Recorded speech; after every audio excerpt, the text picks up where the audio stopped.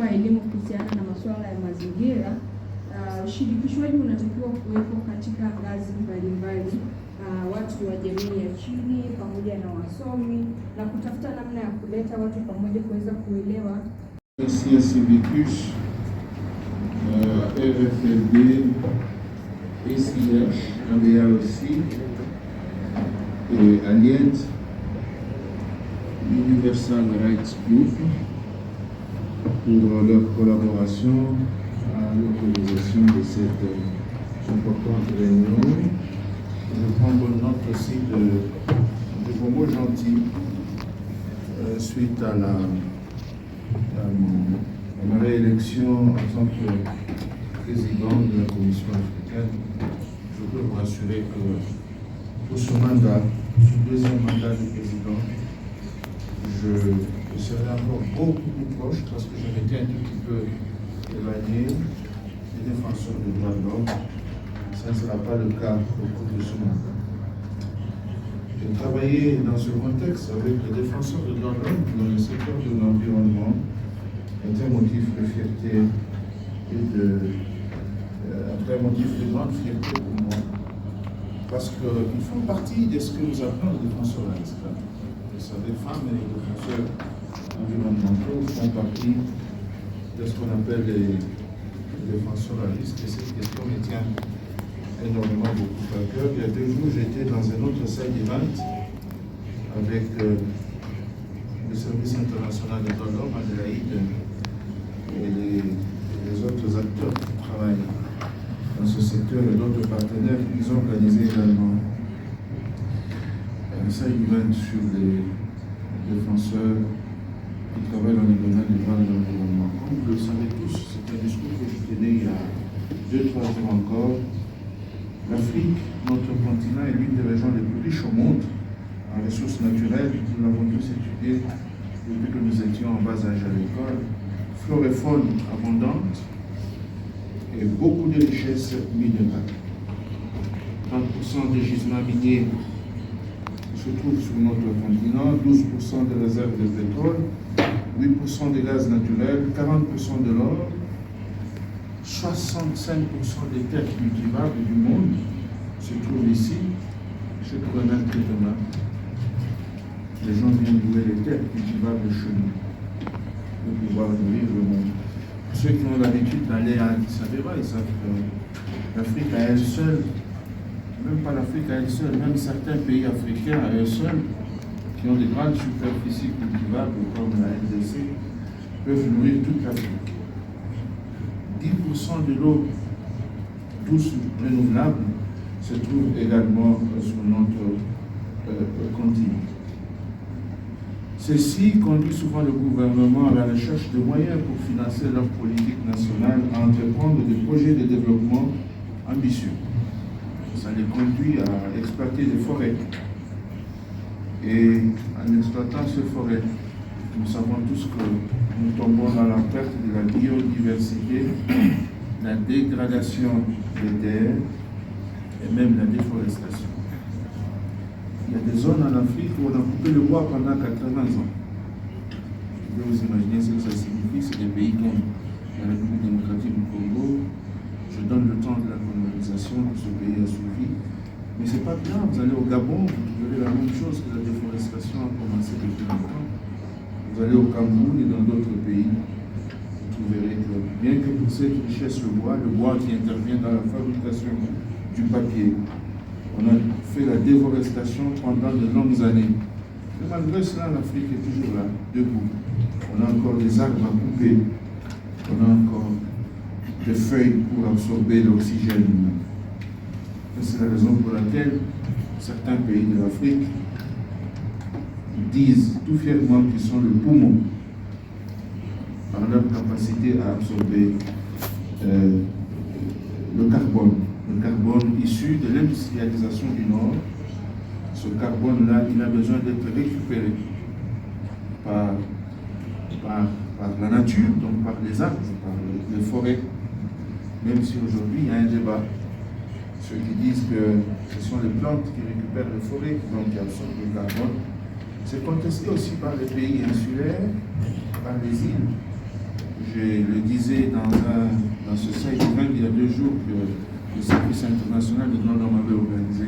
Les pays insulaires disent aujourd'hui que, contrairement à ce que les gens pensent, c'est les océans qui absorbent le plus de carbone et il paraît que c'est scientifiquement prouvé. Ces exploitations minérales en désordre ne vont pas sans conflit, partout il y a des ressources naturelles. Les guerres naissent, toutes ces guerres que vous voyez en Afrique, derrière les revendications qu'on nous offre, revendications ethniques, communautaires, mais derrière ça, c'est de la distraction en surface. Pendant que nous sommes distraits en surface, en nous tirant les uns sur les autres, dans le sous-sol, les gens sont en train de faire leur business. Ils font sérieusement du business partout où la guerre se fait. Mais c'est aussi ça la réalité. Et les pays occidentaux du Nord sont les plus grands responsables de ces conflits parce que plus il y a des conflits, plus on a accès aux matières premières sans payer. On fait de la rapine, on fait du vol, on nous vole notre sous-sol. Il y a aussi le fait que notre continent, bien qu'il ne pollue pas, l'Afrique ne pollue pas. Les chefs d'État le disent tous les jours. Dans les sommets de l'Union africaine, nous ne polluons pas, nous ne participons pas aux émissions mondiales de gaz à effet de serre, mais nous sommes le continent qui est le plus touché par les changements climatiques en termes de pluie et de chaleur. La pluviométrie a augmenté en Afrique. Vous voyez bien, petite pluie, inondation en Afrique australe, surtout Mozambique, Zimbabwe, tous ces pays-là. Vous avez suivi ces 3 dernières années ce qui se passe. Les cyclones, les sécheresses prononcées, les changements climatiques passent aussi par les incendies des forêts dévastateurs. Vous avez suivi dernièrement en Algérie, en Tunisie, un peu au Maroc, en Libye aussi. Et face à toutes ces menaces, considérons-les comme des menaces environnementales, et face à la dégradation croissante de l'environnement, une exploitation en désordre, les défenseurs de l'environnement jouent un rôle très important. Très important parce que ce sont les surveillants qui rappellent un peu le gouvernement à leurs obligations et qui ne parviennent pas à respecter. Les défenseurs de l'environnement jouent un rôle très important pour la promotion et la protection des droits des communautés qui sont affectées par cette exploitation des ressources naturelles, que ça passe par l'exploitation du pétrole, du gaz ou des activités minières. C'est eux, les défenseurs de l'environnement, qui crient tout haut qu'il faut que le gouvernement aille vers la bonne gestion des ressources naturelles au profit de tous les citoyens. Les gouvernements ne le font pas, mais ce sont les ONG qui travaillent pour une éducation aux droits de l'homme et à l'environnement. C'est eux qui font la promotion et plaident pour la transparence et la responsabilité dans l'extraction et l'exploitation des ressources naturelles. C'est presque des contrats léonins que les gouvernements sont en train de signer pour la plupart avec les grands pays du Nord. Ça sert presque à rien de les citer, qui exploitent nos richesses naturelles mais qui ne nous laissent rien. Moi j'ai dans mon pays un fameux contrat qu'on appelle le contrat des 5 chantiers, échange des infrastructures contre les minéraux, que mon pays a signé avec le gouvernement chinois. Et lorsque vous arrivez en République du Congo, vous regardez les infrastructures que la Chine a construites par rapport aux minéraux. Ils ont extrait dans le sous-sol, le gap est là, la différence est là, vous verrez tout de suite que la rapine et le vol dont je parle tout à l'heure est là. Aujourd'hui, la Chine, vous ne l'avez pas cité autour de la table, mais disons-le parce que c'est une réalité scientifique que nous partageons dans toutes les universités. La Chine a soif des minéraux. C'est un pays qui est en train de se développer, elle a soif des minéraux. Elle mange beaucoup de minéraux, alors elle doit aller les chercher partout où elle a la possibilité de le faire. Quand vous voyez tous ces sommets que l'Afrique participe, sommet Chine-Afrique, comment un pays peut convoquer 54 pays autour de lui ce n'est rien d'autre que pour continuer à faire ce travail. Vous avez des sommets Russie-Afrique, vous avez des sommets États-Unis-Afrique, ces sommets que vous connaissez. Ça ne vise autre chose dans le dessous que les affaires. Ces pays ont besoin de faire des affaires. Un pays comme la Chine